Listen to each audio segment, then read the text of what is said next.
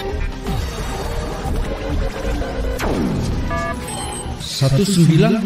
Pejuang Siliwangi.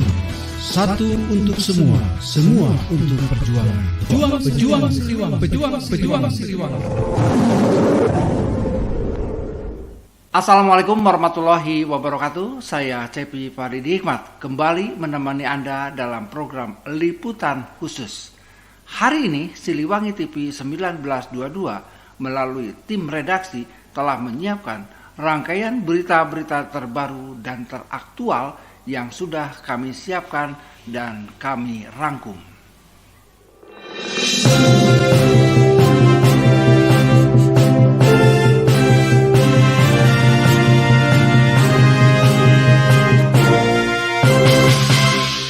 Calon Presiden tahun 2024 akan kembali mengikuti debat Capres pada hari Minggu tanggal 7 Januari tahun 2024. Debat ketiga Capres-Cawapres atau debat kedua khusus Capres ini akan membahas tema tentang pertahanan, keamanan, geopolitik, dan hubungan internasional. Jelang debat khusus Capres, calon Presiden nomor urut 1, Anies Baswedan, mulai mempersiapkan diri menghadapi debat Capres Minggu tanggal 7 Januari tahun 2024. Anies mengaku mulai membaca buku-buku yang menyangkut tema debat yang akan membahas pertahanan, keamanan, geopolitik, dan hubungan internasional. Selain membaca, Anies juga berdialog dengan tim dan tokoh-tokoh terkait dengan tema debat. Sementara itu Capres nomor urut 3, Ganjar Pranowo, dengan tegas menyebut dirinya optimis akan menguasai debat mendatang. Ganjar mengaku telah mempersiapkan diri dengan tim pemenangan nasional untuk berdiskusi serta mendengarkan masukan dari Komisi 1 DPR RI terkait permasalahan pertahanan dan permasalahan organisasi dunia. Debat ketiga Capres yang akan diselenggarakan tanggal 7 Januari tahun 2024 disebut-sebut akan memberikan keuntungan bagi Capres no urut 2, Prabowo Subianto yang merupakan Menteri Pertahanan, karena debat akhir pekan ini bertema pertahanan, keamanan, hubungan internasional, dan geopolitik. Meski demikian, banyak para pengamat, Prabowo tidak bisa meremehkan dua pesaingnya, baik Capres nomor urut 1 Anies Baswedan, maupun Capres nomor urut 3, Ganjar Pranowo, sebab tim pemenangan kedua kubu diisi oleh para ahli di bidang pertahanan dan keamanan. Di tim pemenangan Anies, misalnya, ada sejumlah purnawirawan jenderal, sebutlah mantan Kepala Basarnas Marsikal Madya TNI Purnawirawan, Syaugi Alaidrus, hingga mantan Menteri Agama Jenderal TNI Purnawirawan, Fahrul Razi.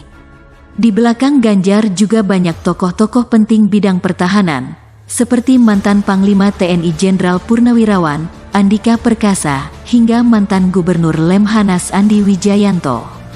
Maka, Capres nomor 1 dan Capres nomor 3 punya bekal dan tidak boleh dipandang sebelah mata oleh kubu Capres 2. Kemungkinan dalam sesi debat ketiga ini, baik Anies maupun Ganjar akan lebih banyak menyerang, sementara Prabowo bertahan.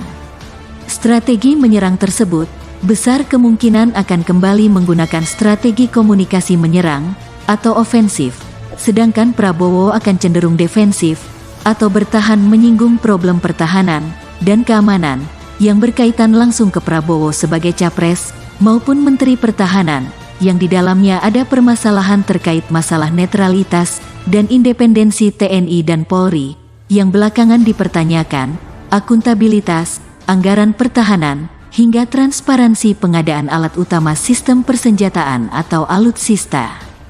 Sedangkan Prabowo kemungkinan akan menggunakan doktrin militer tentang kesiapsiagaan negara untuk berperang.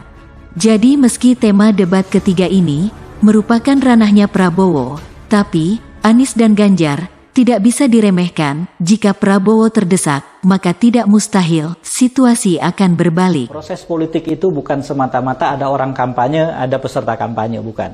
Proses politik yang terpenting itu berjalan pada diri setiap orang. Ketika mereka mencerna, setiap pemilih mencerna, 200 sekian pemilih mencerna, apa yang terjadi di sekitar mereka. Lalu kemudian proses pencernaan yang terakhir, mereka melibatkan satu instrumen dalam dirinya. Yang kalau dia baik maka seluruh dirinya baik, yang kalau dia buruk maka seluruh dirinya buruk.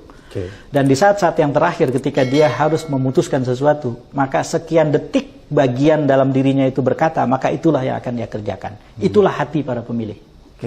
Menurut saya, proses yang politik yang paling serius adalah kalau kebijakan atau langkah sudah mematahkan hati orang, bukan mematahkan logika orang. Karena ada dua proses yang patah dalam komunikasi politik, hati yang patah atau logika yang patah. Kalau hati yang patah, susah sekali kita obati dalam waktu yang pendek.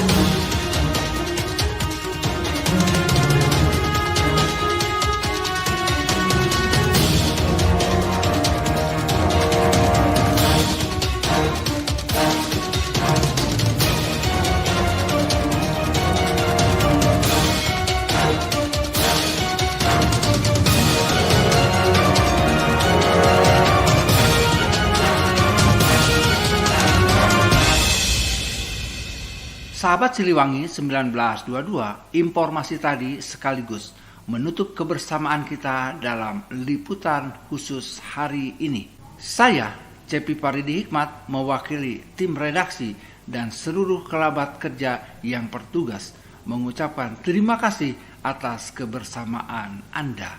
Saksikan terus Siliwangi TV 1922 dan sampai jumpa. Siliwangi Jiwa Raga. 1922 Pejuang Siliwangi. Satu untuk semua, semua untuk perjuangan. Pejuang Siliwangi. Pejuang Siliwangi.